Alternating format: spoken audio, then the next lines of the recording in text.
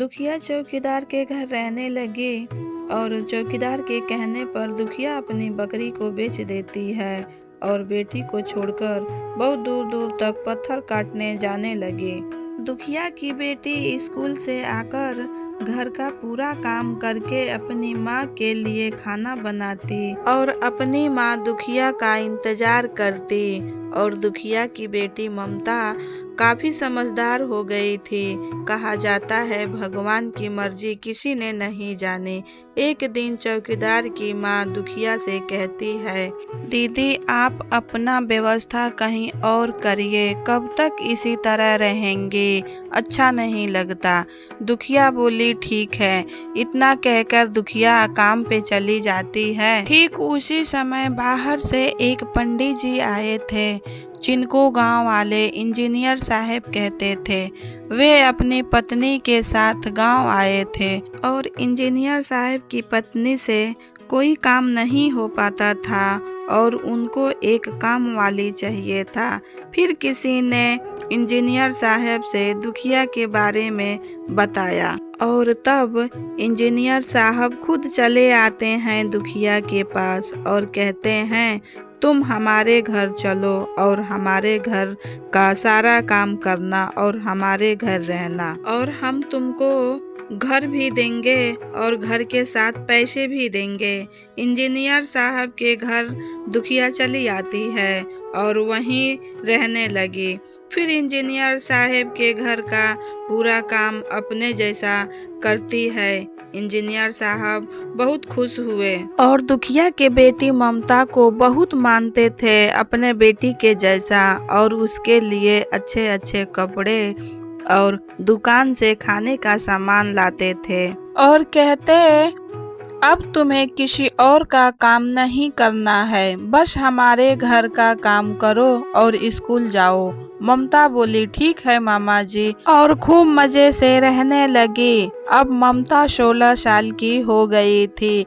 एक दिन दुखिया इंजीनियर साहब से कहती है, भैया हमारे जिंदगी का कोई भरोसा नहीं है, मैं चाहती हूँ ममता बेटी की शादी हो जाती तो ठीक रहता।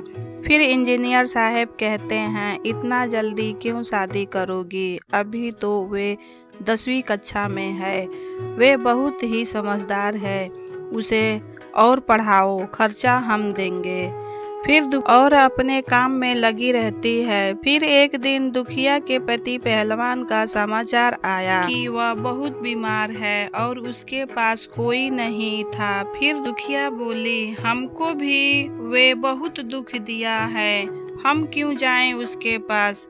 जिस नगर में मैं फूल बेची हूँ उस नगर में कांटा बेचने नहीं जाऊंगी। ये बात सुनकर पहलवान अपनी गलती पर पछताने लगा और पहलवान का बड़ा भाई सोचता था, क्यों ना हम पहलवान को अपने पास रख लें, उसका सारा धन संपत्ति हमारा हो जाएगा।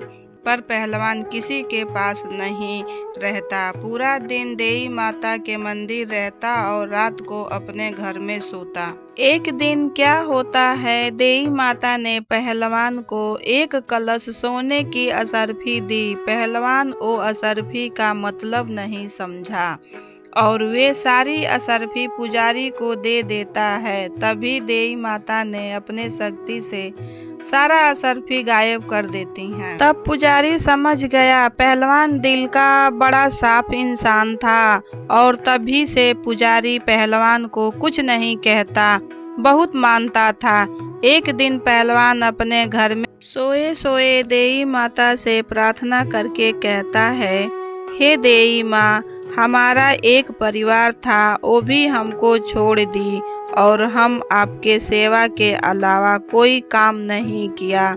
गांव वाले आपके नाम से मुझे गाली देते हैं, कहते हैं जा रहा है देवी का मंदिर रखवारी करने, मेरा मजाक बनाते हैं। इतना कहकर सो जाता है। तो दोस्तों आगे की कहानी हम आपको अगले एपिसोड में बताएंगे। तब तक के लिए आप हमारे चैनल पर बने रहिए और साथ ही साथ हमारे वीडियो को लाइक करें, शेयर करें, कमेंट करें और चैनल को सब्सक्राइब करें। धन्यवाद।